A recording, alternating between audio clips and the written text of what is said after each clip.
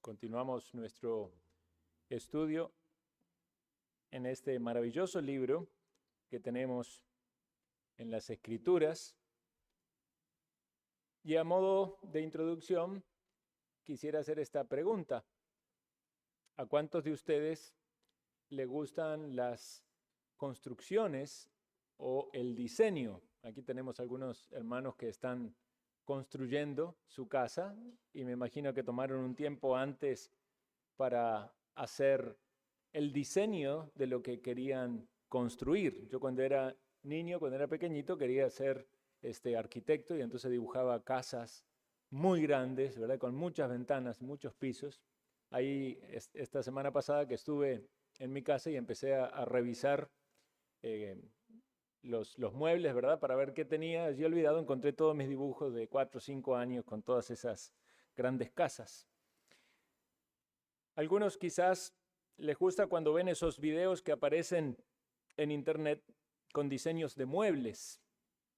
Bueno, la tecnología ayuda mucho porque hoy en día usted puede hacer un diseño y prácticamente verlo casi igual a cómo va a concretarse en la realidad. Pero siempre vemos entonces que hay dos pasos. Está el paso del diseño y las instrucciones hacia aquellos que van a construir y luego la construcción en sí. Nosotros estamos en el capítulo 25 del libro de Éxodo y encontramos desde este lugar en las Escrituras en adelante hasta el final del libro que están claramente marcadas estas dos etapas. Desde el capítulo 25 hasta el capítulo 31 son las instrucciones acerca de una construcción o varias cosas que debían ser construidas, y desde el capítulo 35 al 40 la construcción en sí mismo. Para decir un poco más el detalle, desde el capítulo 25 al 31 son las instrucciones de Dios a Moisés sobre la construcción del tabernáculo. Esto lo vemos desde el 25 al 27.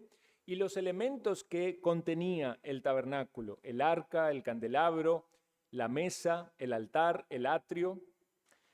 Capítulos 28 y 29 vemos las vestiduras sacerdotales y las instrucciones de la consagración de los sacerdotes. Capítulos 30 al 31, muebles adicionales que eran parte dentro del tabernáculo, como el altar del incienso, el lavamanos, el aceite de la unción, y también se menciona allí el llamado especial de Dios para ciertos artesanos a que realizaran estas construcciones. Ahora, si prestaron atención a los dos pasajes que yo cité entre las instrucciones y la construcción en sí, posiblemente notaron de que hubo capítulos que no mencioné, que son los capítulos 32 al 34. Y debemos notar que aquí hubo una interrupción por causa del pecado de la adoración del becerro. ¿Recuerdan cuando Dios se enojó con el pueblo porque mientras Moisés estaba en la montaña recibiendo las instrucciones de Dios sobre la construcción del tabernáculo, el pueblo no esperó y decidieron entonces realizar un becerro al cual le dieron adoración y pecaron con el pecado de idolatría, entre otros pecados más que son mencionados allí. Pero vemos entonces que hay un enojo santo de Dios contra el pueblo por su pecado, pero a la vez hay una renovación del pacto, porque Dios vuelve a dar las tablas de la ley al pueblo, a Moisés. Entonces, desde el 35 hasta el 40, se realiza la construcción del tabernáculo, se reciben las ofrendas del pueblo, se construye conforme a las instrucciones de Dios y es levantado. Esto lo tenemos en el último capítulo del libro y donde vemos que la gloria de Dios llena el tabernáculo. Nosotros estamos ahora en el capítulo 25 y aunque nos queda un largo recorrido hasta el final del libro, vamos a ver aquí el principio de las instrucciones acerca de la construcción del tabernáculo y algunos de los elementos que están en el interior. Vamos a hacer una lectura rápida de los primeros 9 versículos y vamos a orar. Dice la palabra del Señor: Jehová habló a Moisés diciendo: Di a los hijos de Israel que tomen para mí ofrenda de todo varón que la diere de su voluntad de corazón, tomaréis mi ofrenda. Esta es la ofrenda que tomaréis de ellos: oro, plata, cobre, azul, púrpura, carmesí, lino fino, pelo de cabras, pieles de carneros teñidas de rojo, pieles de tejones, madera de acacia, aceite para el alumbrado, especias para el aceite de la unción y para el incienso aromático, piedras de ónice y piedras de engaste, para el efod y para el pectoral, y harán un santuario para mí, y habitaré en medio de ellos, conforme a todo lo que yo te muestre, el diseño del tabernáculo y el diseño de todos sus utensilios, así lo haréis. Oremos. Te agradecemos, Señor, porque podemos abrir tu palabra y queremos pedirte que tu Santo Espíritu obre en todos nosotros en esta mañana y en este momento tan especial. Ayúdame a mí a expresar con claridad el mensaje que tienes para nosotros y ayuda a todos los oyentes para que tu Santo Espíritu les guíe a la verdad de Cristo, para que les guíe el evangelio de la salvación, para que puedan ver, oh Dios, tu grandeza, tu amor, tu misericordia, tu justicia, porque pedimos esto en el nombre de nuestro Señor y Salvador Jesucristo. Amén. Leímos entonces solamente la primera parte de este capítulo, donde habrán notado que es Dios el que inicia la comunión o comunicación con los hombres. No son los israelitas los que buscaron a Dios, es más bien Dios el que les da el mensaje y les dice: yo quiero habitar entre ustedes, hagan un santuario para que yo habite entre ustedes. Y esa es una gran diferencia entre la religión verdadera y la religión falsa.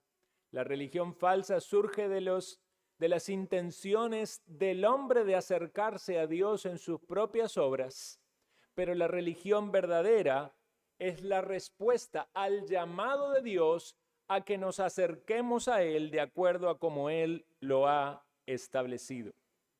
Es Dios el que comienza, porque es Dios el que se revela y es Dios el que se acerca a nosotros. Consideremos a la luz de esto la doctrina de la gracia de Dios y de la elección de Dios. Dios eligió un pueblo, Israel, y a ese pueblo se reveló para que ellos le conozcan y le adoren. Y si lo pensamos a la luz de la Escritura y de todo el consejo de Dios, Dios desde antes de la fundación del mundo eligió un pueblo, que es la iglesia, y se ha revelado por su palabra y de manera especial a aquellos que Él salva para que le conozcan y para que le adoremos. Lo que vemos también en este pasaje es que hay una solicitud de ofrendas para la construcción del tabernáculo. Recuerden que estaban en el desierto, cerca del monte Sinaí. Moisés está recibiendo estas instrucciones y el pueblo está allí abajo al pie del monte. Y sabemos que ellos habían salido de Egipto con mucho oro, con muchas riquezas, con muchas prendas de vestir y provisiones, porque había tanto juicio de Dios sobre Egipto que los mismos habitantes de Egipto les dijeron: váyanse, tomen, les damos de nuestros bienes. Dios estaba dando la provisión. No es que ellos los tomaron, no es que los robaron, no, eran los mismos egipcios que daban de su provisión y ellos recibieron todas esos bienes materiales, pero luego tuvieron que huir. porque los perseguían. Y eran la provisión que Dios le había dado. Ahora Dios le dice que deben hacer ofrendas. Era Dios el que les había provisto. Bien podría Dios decirle, les exijo a todos ustedes que den de todas aquellas cosas que yo les saqué a los egipcios para que ustedes la tengan. Pero Dios no les exige ofrenda, sino que les instruye para que esas ofrendas sean voluntarias. Notemos, como dice el texto, que la diere de su voluntad, de corazón. Es decir, debía ser el fruto de la adoración genuina y sincera de los israelitas. Y motivos tenían para hacer dádivas genuinas y sinceras si pensaban que habían sido rescatados de la esclavitud, si pensaban que habían sido librados de los egipcios cuando los perseguían, si pensaban que habían cruzado el Mar Rojo, si pensaban que Dios le había sostenido en el medio del desierto con la columna de fuego, con la nube que los cubría, le había provisto el agua para beber y el alimento para comer. Muchas razones tenemos, queridos hermanos, para ser agradecidos con Dios y dar a Él de lo que nos da. Notemos este principio de ofrendas voluntarias. Debe ser realizado de corazón.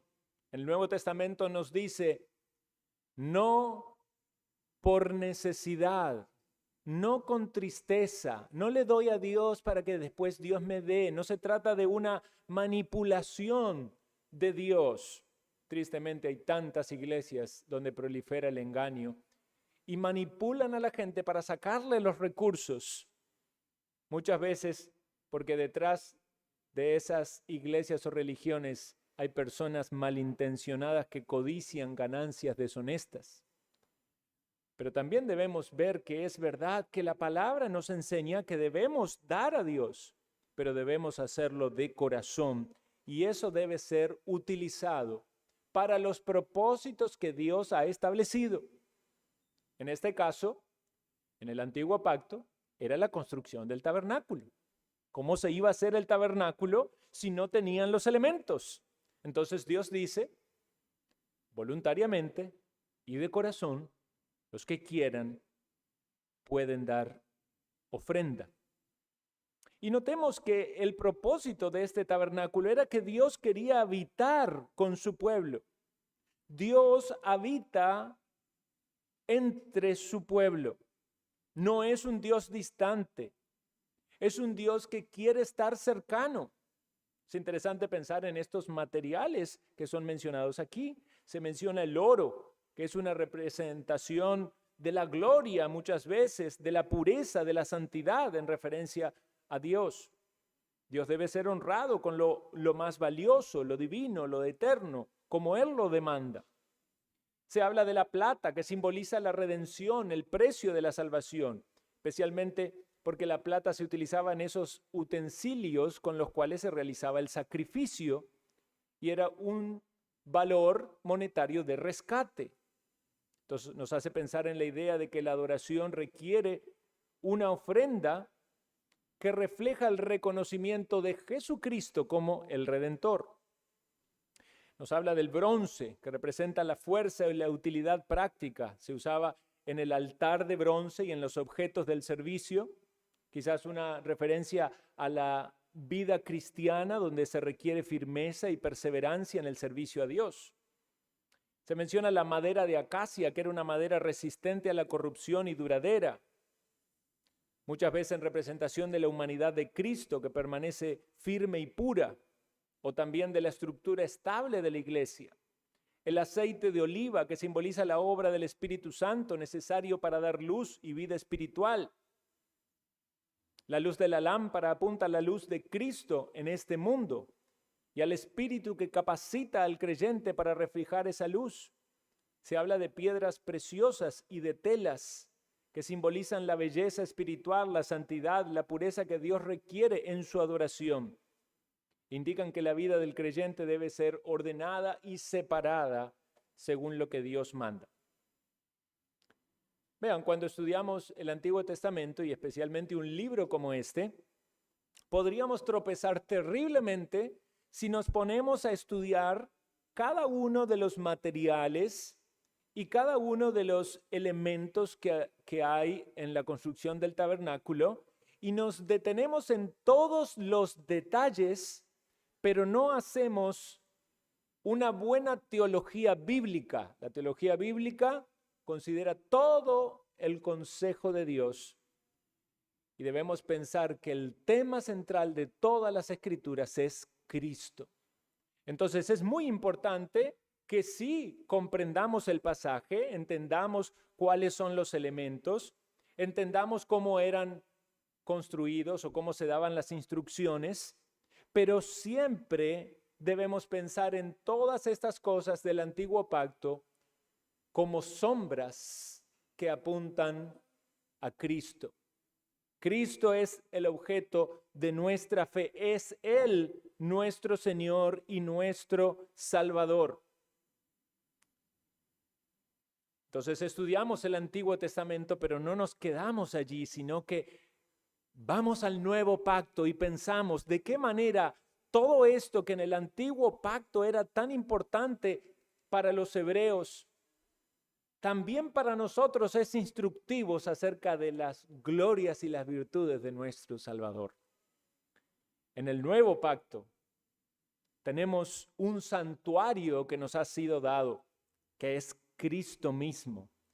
Y esto queda claramente mostrado en la encarnación. Vamos a hablar de eso en un momento, pero es Dios que vino a morar con nosotros. Eso es el nombre de Dios, Dios con nosotros. Emmanuel, cuando habla la profecía de Jesús, Emmanuel es su nombre, Dios con nosotros.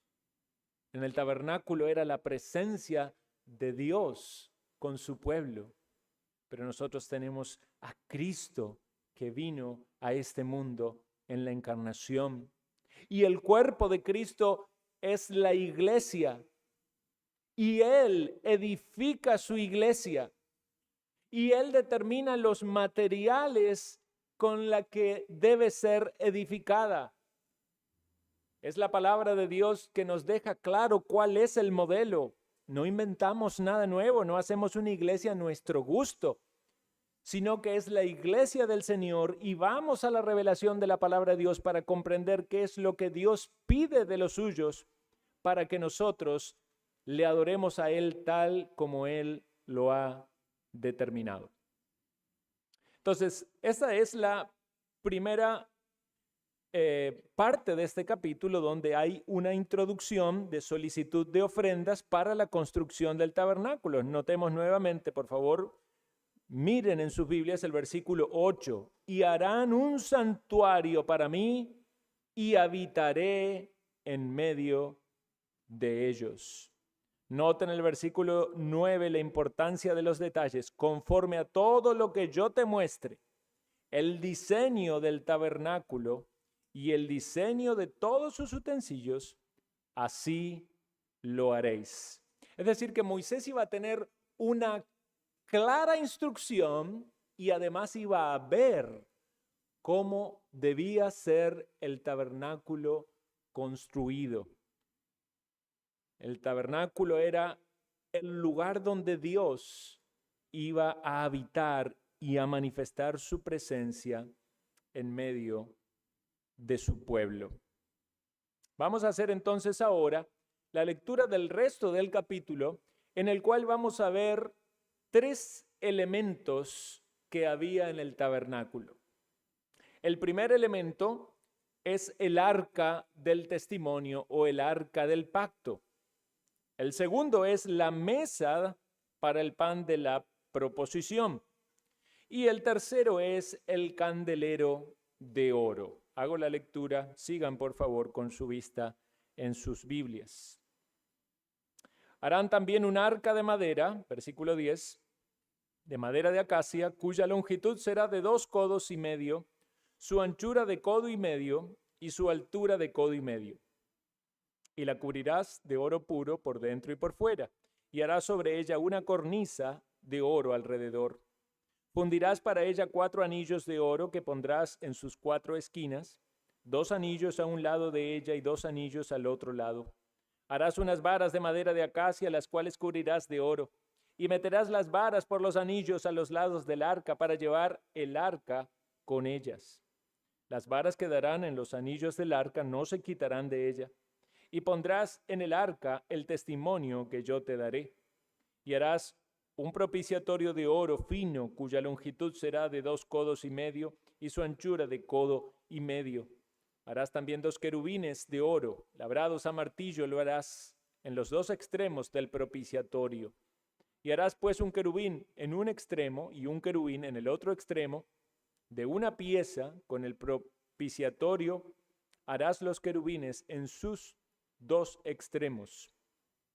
Y los querubines extenderán por encima las alas, cubriendo con sus alas el propiciatorio. Sus rostros, el uno enfrente del otro, mirando al propiciatorio los rostros de los querubines. Y pondrás el propiciatorio encima del arca, y en el arca pondrás el testimonio que yo te daré, y de allí me declararé a ti y hablaré contigo sobre el propiciatorio. De entre los 2 querubines que están sobre el arca del testimonio, todo lo que yo te mandare para los hijos de Israel. Harás asimismo una mesa de madera de acacia, su longitud será de 2 codos, y de 1 codo su anchura, y su altura de codo y medio. Y la cubrirás de oro puro, y le harás una cornisa de oro alrededor. Le harás también una moldura alrededor de 1 palmo menor de anchura, y harás a la moldura una cornisa de oro alrededor. Y le harás 4 anillos de oro, los cuales pondrás en las 4 esquinas que corresponden a sus 4 patas. Los anillos estarán debajo de la moldura, para lugares de las varas, para llevar la mesa. Harás las varas de madera de acacia y las cubrirás de oro, y con ellas será llevada la mesa. Harás también sus platos, sus cucharas, sus cubiertas, sus tazones, con que se libará de oro fino, los harás. Y pondrás sobre la mesa el pan de la proposición delante de mí continuamente. Harás además un candelero de oro puro, labrado a martillo. Se hará el candelero, su pie, su caña, sus copas, sus manzanas, sus flores serán lo mismo. Y saldrán 6 brazos de sus lados, 3 brazos del candelero a un lado y 3 brazos al otro lado. 3 copas en forma de flor de almendro en un brazo, una manzana y una flor, y 3 copas en forma de flor de almendro en otro brazo, una manzana y una flor, así en los 6 brazos que salen del candelero. Y en la caña central del candelero, 4 copas en forma de flor de almendro, sus manzanas y sus flores. Habrá una manzana debajo de 2 brazos del mismo, otra manzana debajo de otros 2 brazos del mismo, y otra manzana debajo de los otros 2 brazos del mismo, así para los 6 brazos que salen del candelero. Sus manzanas y sus brazos serán de una pieza. Todo ello, una pieza labrada a martillo de oro puro. Y le harás 7 lamparillas, las cuales encenderás para que alumbren hacia adelante. También sus despabiladeras y sus platillos de oro puro. De 1 talento de oro fino lo harás, con todos los utensilios. Mira y hazlos conforme al modelo que te ha sido mostrado a ti en el monte. Fin de la lectura. Leímos entonces acerca de estos 3 elementos.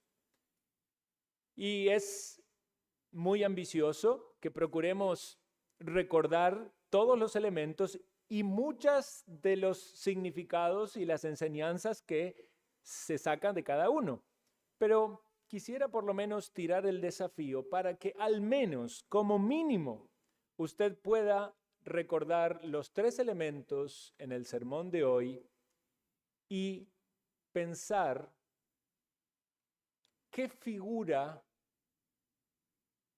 están siendo para nosotros, de qué nos están hablando, qué nos ¿Qué nos está haciendo pensar en relación con una enseñanza espiritual? Tenemos el primer elemento, que es el arca del testimonio. Usted dice, bueno, Éxodo 25, el pastor predicó, habla del arca del testimonio. ¿Pero de qué me habla el arca del testimonio? ¿Es alguna figura de algo que es para mí una enseñanza espiritual? Si el tabernáculo es una figura de la presencia de Dios con su pueblo, ¿qué podemos decir del arca? También podríamos decir que el arca tiene que ver con la presencia de Dios. Pero yo quisiera que hoy usted piense en el arca como una figura del trono de la gracia. Y vamos a meditar en estas características para poder entender por qué. En primer lugar, la medida del arca era relativamente pequeña, 1,12 m aproximadamente por 67 centímetros, tanto de ancho como de alto. Quizás alguno vio alguna de esas películas donde aparece la representación de los elementos en el tabernáculo. Y eso puede darnos como alguna idea. Aquí tenemos las medidas en los sistemas de medición que ellos utilizaban, por eso aparecen en codos y los estudiosos pueden dar una posible equivalencia a lo que sería una medida hoy. Notamos que está cuidadosamente dimensionada para revelar esa precisión divina, o sea, está dando la instrucción como de un plano, con las medidas exactas. El cubrimiento o recubrimiento del arca es totalmente en oro, por dentro y por fuera. Podríamos pensar en las dos naturalezas de Cristo, en perfección e integridad. Tiene una cornisa que simboliza posiblemente esa realeza o la gloria del Señor. También había unos anillos y unas varas que fueron diseñados para que el arca pudiera desplazarse. Recordemos que el tabernáculo por mucho tiempo estuvo en movimiento. Fue hasta la construcción del templo donde el arca fue colocada allí y dejado de una manera fija.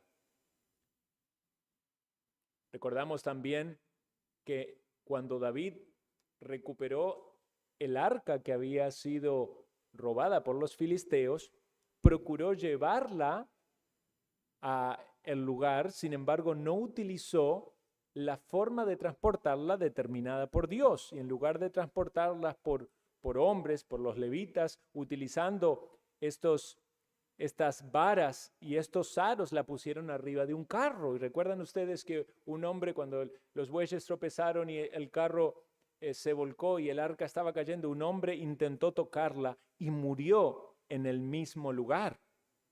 Eso fue porque no se siguieron las instrucciones específicas de cómo transportar el arca.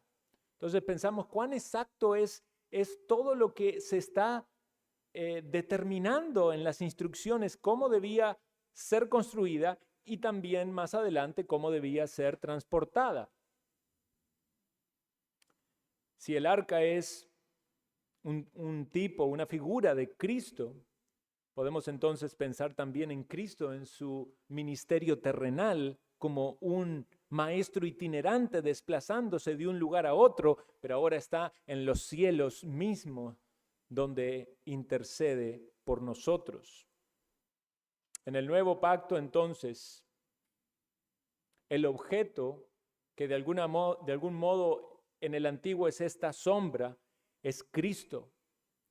El arca tipifica a Cristo como el centro del pacto y como el mediador, y a la iglesia como el cuerpo sustentador en su misión.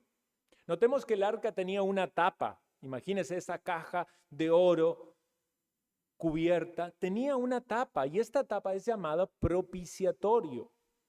El propiciatorio es el lugar donde Dios se encuentra con su pueblo por medio del sumo sacerdote. Lo leímos específicamente cuando dice, allí me declararé a ti, versículo 27, y hablaré contigo sobre el propiciatorio. Ese era el lugar de el encuentro de Dios con el sacerdote, con el sumo sacerdote. Y aquí hay varias enseñanzas o reflexiones espirituales y teológicas que podemos hacer. La palabra en el hebreo, kaporet, viene de la raíz de una palabra, kafar, que significa cubrir o expiar. ¿Saben lo que pasaba en esta etapa? La sangre del sacrificio era derramada. Había un día especial para los hebreos que era el día de la expiación, una vez al año. El sumo sacerdote entraba al lugar santísimo del tabernáculo, estaba dividido en dos lugares, lugar santo y lugar santísimo, y entraba al lugar santísimo y derramaba la sangre del sacrificio para que los pecados del pueblo fueran cubiertos o expiados. Pero esto lo tenía que hacer el sacerdote una vez cada año. Pero vean qué maravilloso este cuadro a la luz del nuevo pacto. Porque si Cristo es nuestra propiciación, dice Romanos 3:25 que Dios puso a Cristo como propiciación por medio de la fe en su sangre para manifestar la justicia. Entonces el sacrificio de Cristo fue hecho una vez y para siempre y nuestros pecados fueron perdonados. Porque la justicia perfecta de Cristo satisfizo la demanda de Dios. Entonces hemos recibido la propiciación por medio del sacrificio de Cristo. Esta arca contenía este propiciatorio, que es un símbolo del trono de la misericordia de Dios. Notemos que había allí dos querubines que extendían las alas y que miraban hacia abajo. Los querubines siempre han sido símbolos de la presencia de Dios. A la vez nos hacen pensar en la santidad de Dios. Ese es el trono de Dios. Es un trono muy santo, muy sublime. Los que vieron en visión al Señor vieron querubines alrededor de él. Pero también cuando pensamos en Cristo vemos un trono de misericordia. Hebreos 4:16 dice que nos acerquemos a su trono de misericordia y de gracia. Allí tenemos oportuno socorro. No nos acercamos en nuestra propia justicia, sino en Jesucristo y en su justicia perfecta. Porque Él es nuestro mediador. Hay una tipología clara de el encuentro entre Dios y su pueblo por medio del sacerdote en el lugar santísimo. Y así es como también nosotros nos encontramos con Dios en Cristo. Él es el mediador. Él es el sacrificio, ciertamente, es su sangre la derramada, pero Él también es el sumo sacerdote que ofrece este sacrificio para Dios. Como dijimos, los dos querubines miraban el propiciatorio donde la sangre era derramada. Estos seres angelicales mencionados en las Escrituras, relacionados con la santidad de Dios, la presencia, la protección del trono divino, el juicio y la gloria, están allí mirando el sacrificio de Cristo, su sangre derramada, la cual es de un mejor pacto. No como el antiguo pacto, porque era necesario que una y otra vez sea derramada, sino de un pacto que implica un sacrificio hecho una vez y para siempre. Y el mejor pacto, el nuevo pacto, es mejor porque en el antiguo pacto vemos a los judíos teniendo esta posibilidad de ser sus pecados expiados por medio de todo este sistema sacramental. Pero en el nuevo pacto leemos en 1 de Juan 2:2 dice, Él es la propiciación de nuestros pecados, y no solamente de los nuestros, sino también de todo el mundo. En el nuevo pacto Dios ha hecho un pueblo, tanto de judíos como de gentiles. Por eso nosotros somos el pueblo de Dios. Y podemos leer el antiguo pacto y decir, qué maravilla, toda esta descripción de todos los elementos, todo esto que era algo tan sublime, tan sagrado para el pueblo judío, pero nosotros fuimos unidos, judíos y gentiles, en un cuerpo, y tenemos un nuevo pacto y podemos disfrutar de una obra tan sublime hecha por Cristo para nuestra salvación. Recuerda entonces, querido hermano y amigo, el arca del pacto es una figura del trono de la gracia de Dios. El segundo elemento que tenemos es la mesa del pan de la proposición. Esta es una figura de la comunión con Cristo. Como leímos también están descritas allí sus medidas, aproximadamente 90 centímetros por 45 por 68, un poco más pequeña, pero tenía unas patas. Sobre estas mesas se colocaban los panes de la proposición. El material de la mesa era de madera, una vez más, de acacia, cubierta de oro puro, una madera incorruptible, símbolo de la humanidad de Cristo, perfecta, sin corrupción, el oro representante de la divinidad, de la gloria y la santidad de Cristo. Una vez más podemos ver las dos naturalezas de Cristo, verdadero Dios, verdadero hombre. Tenía también una cornisa, una moldura de oro, un borde protector, quizás un símbolo de la seguridad que tenemos los creyentes. Dice que estamos en su mano y nada nos puede arrebatar de su mano ni de la mano de su Padre, Juan 10:28. Vemos que también tenía anillos y varas para ser transportadas. O sea que la provisión de Dios, porque contenía los panes, la provisión de Dios no se limita a un solo lugar, sino que nos acompaña en todo nuestro peregrinaje. Y estos panes eran 12, uno por cada tribu, que debían ser recambiados cada sábado. El sábado era el día de reposo en el antiguo pacto. Entonces la idea es que siempre tenía que haber panes en la presencia de Dios. Note eso, siempre debía haber panes en la presencia de Dios y esos panes eran colocados en el día de reposo. Pensemos en el nuevo pacto, hermanos. Cristo es nuestro pan de vida. Eso decíamos en los versículos de memorización y Juan 6:35 lo menciona también. Él es el sustento espiritual de Dios para su pueblo. En el antiguo pacto eran comidos solamente por los sacerdotes, pero en el nuevo pacto todos los creyentes somos real sacerdocio y todos podemos participar de este alimento que es Cristo para nosotros. En esta mesa también estaban los utensilios, tazas, jarras. Se habla de la libación. Libación es probar. Y para esto se utilizaba el vino.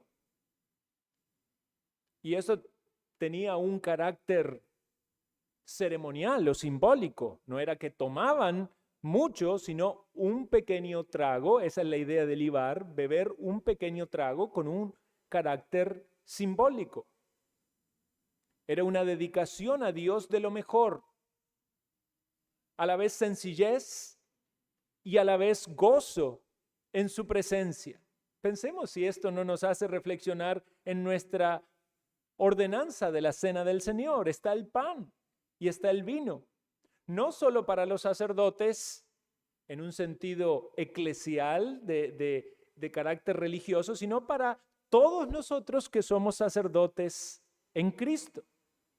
Bajo el nuevo pacto, la mesa es puesta por Cristo para todos nosotros y Él es nuestro alimento y Él es nuestro punto de comunión con Dios. especialmente en el día de reposo, en el primer día de la semana, en el día que Él resucitó.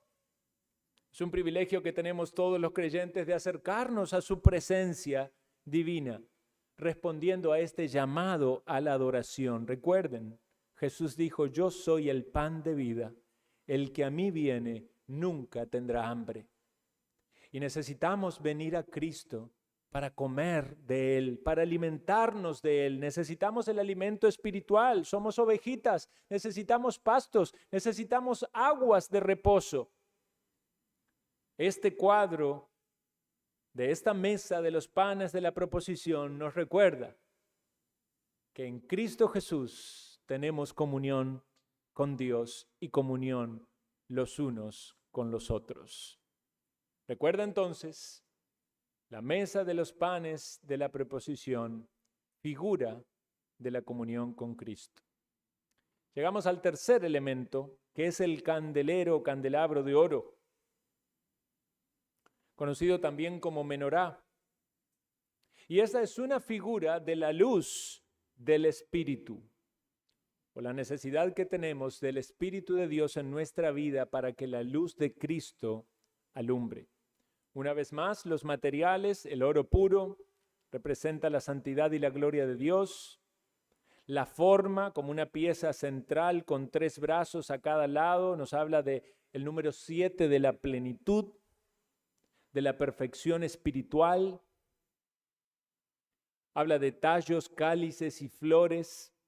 Era un brazo que estaba decorado con todas estas cosas que sin duda reflejan la belleza espiritual, el florecer que hay en Cristo, el almendro como símbolo de vigilancia y prontitud, el aceite de oliva que era colocado para que encender el candelero.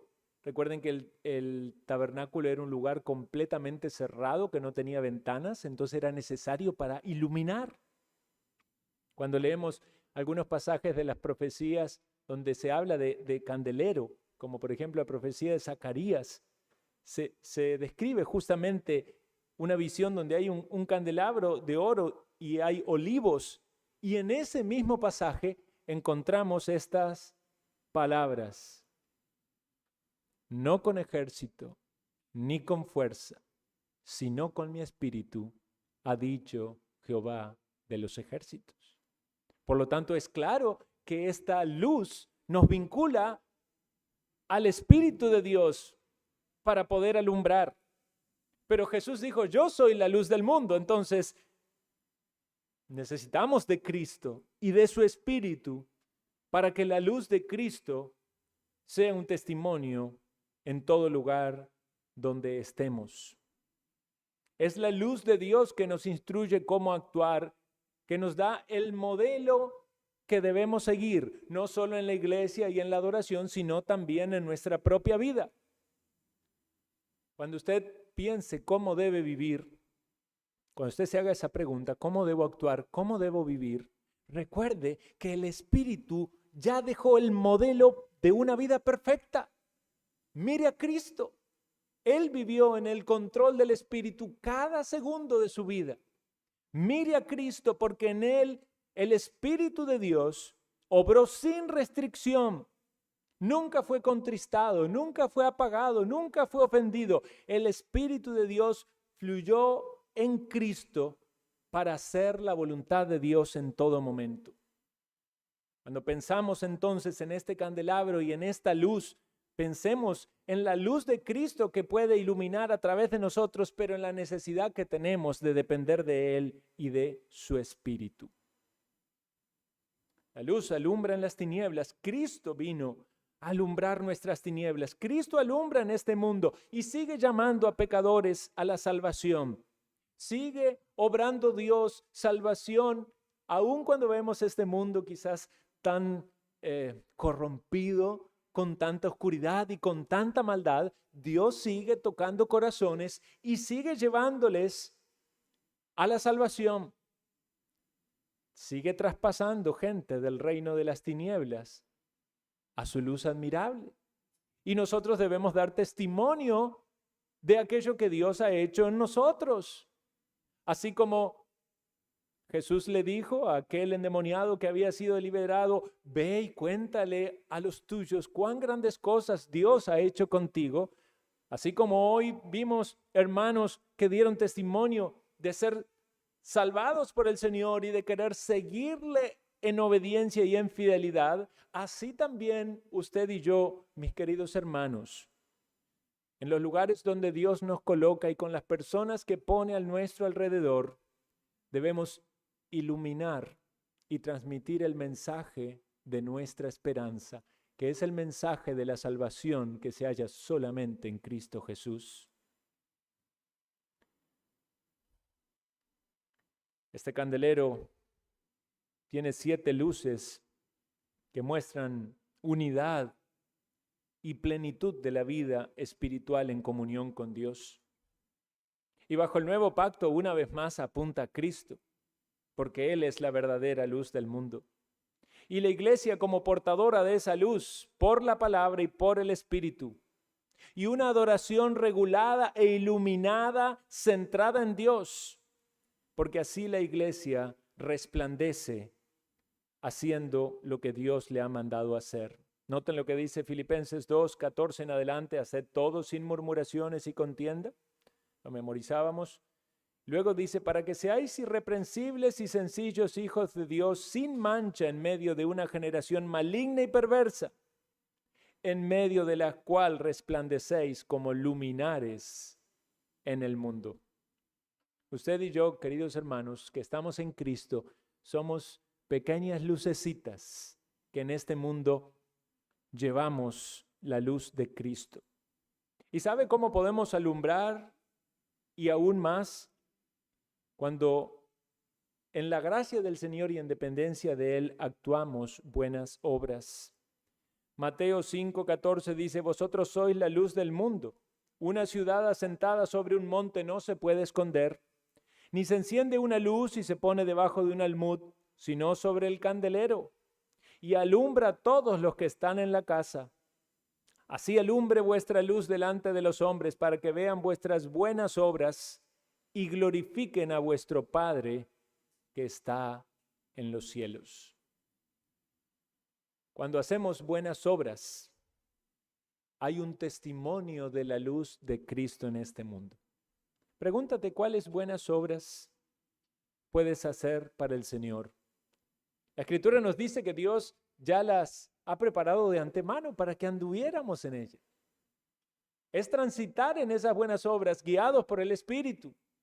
Cuando no estamos en el control del Espíritu, posiblemente en lugar de estar haciendo esas buenas obras, estamos perdiendo el tiempo y ofendiendo a Dios.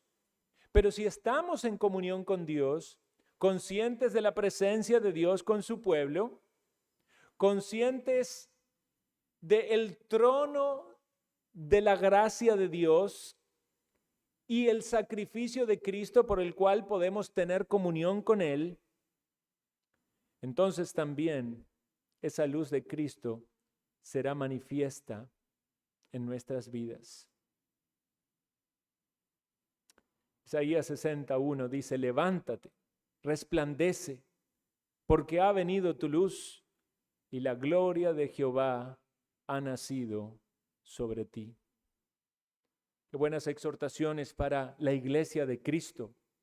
Recuerde, querido amigo, hermano, el candelabro o candelero es una figura de la luz del Espíritu. Quizás a la luz de este estudio, alguno reflexiona y entiende por qué es necesario que haya tantas descripciones tan detalladas en el antiguo pacto para el pueblo de Israel. Dios no estaba gastando tiempo diciendo palabras que no eran necesarias, llenando de complicaciones a esta gente con ritos inservibles. No, Dios estaba revelándose a sí mismo. Dios estaba diciendo que Él es Dios santo. Dios estaba diciendo que Él es Salvador porque rescató al pueblo de la esclavitud. Dios los lleva al monte, al lugar donde se le revela a su pueblo y les manifiesta su ley, como ya vimos, los mandamientos. para que ellos vean su incapacidad de agradar a Dios en sus propias obras. Pero Dios les dice una vez más, yo quiero habitar con ustedes. Yo quiero que ustedes me adoren. Entonces los convoca a escuchar sus palabras para que den de aquello que Él mismo les había provisto para hacer un tabernáculo. Y luego describe estos elementos del tabernáculo que seguiremos estudiando porque no terminan aquí. Hay más elementos en el tabernáculo. Pero este primer elemento, el arca del testimonio, nos hace pensar en el trono de la gracia de Dios. Esta mesa del pan de la proposición nos hace pensar en la comunión que tenemos con Dios por medio de Jesucristo. Y este candelero de oro que nos hace pensar en la necesidad del Espíritu de Dios para que podamos dar testimonio en este mundo. ¿Puede decir usted que realmente comprende entonces el propósito de Dios con todas estas cosas en el antiguo pacto? ¿Entiende usted que Dios quiere darle un mensaje a usted? Y este mensaje tiene que ver con su voluntad para usted en este mundo y en el presente, en este momento que usted está escuchando. ¿Tiene usted a Cristo? La Escritura dice, el que tiene al Hijo tiene la vida, y el que no tiene al Hijo no tiene la vida. ¿Tiene usted comunión con Dios? Para eso vino Cristo, para salvar a los pecadores, para conectar al hombre con Dios, para reconciliar a aquellos que siendo enemigos de Dios necesitan un Salvador. ¿Tiene usted la luz del Espíritu en su interior y es manifiesta a los que lo rodean? ¿Saben que cuando Cristo resucitó, le dijo a los discípulos que Él iba a ir a la presencia del Padre? Pero los animó con estas palabras. No van a estar solos, no los voy a dejar huérfanos. Voy a enviar al Espíritu Santo. Y el Espíritu Santo vino y descendió en Pentecostés, pero sabemos que desde ese momento en adelante, el Espíritu Santo habita en el interior de todos aquellos que creen en Jesucristo como Salvador. Es el Espíritu de Dios viviendo en uno, en la persona, en usted, si usted es un creyente, porque Dios quiere habitar con su pueblo. Así como Cristo se encarnó y vino y habitó entre los hombres para dar testimonio del amor de Dios, para poder reconciliarnos y redimirnos, era necesario que Dios sea hecho hombre. Un hombre real, Dios real, para morir en la cruz, cargar nuestro pecado y efectuar la redención. Pero el Espíritu de Dios viviendo en cada creyente para que nosotros podamos seguir a Cristo y hacer buenas obras y glorificarle a Él. Cuán grandes son las riquezas de la palabra de Dios, cuán grande es su obra. Cuán maravillosa esta conexión que hay entre el Antiguo Testamento y el Nuevo Testamento cuando entendemos que el centro de todo es Cristo. Hermanos y amigos, alabemos a Dios en esta mañana. Alabémosle con actos de fe. Ore usted de forma personal sobre aquello que Dios le haya hablado. Quizás alguien diga, bueno, tengo cosas que agradecer o tengo cosas que confesar. Quizás Él muestra cosas que debemos cambiar, pero que en todo sea el Señor glorificado. Oremos.